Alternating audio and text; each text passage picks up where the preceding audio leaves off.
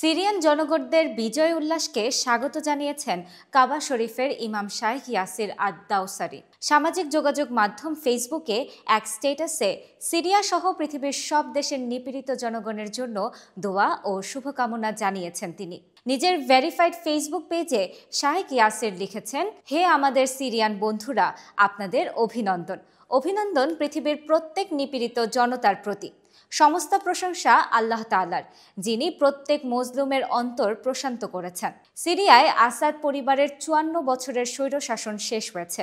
বিদ্রোহীরা সিরিয়াকে মুক্ত ঘোষণা করে বলছে, অত্যাচারী প্রেসিডেন্ট বাশার আল আসাদ পালিয়েছেন। হায়াত তাহরির আল শাম টেলিগ্রামে বলছে, একটি অন্ধকার যুগের সমাপ্তি হয়েছে এবং নতুন যুগের সূচনা হলো।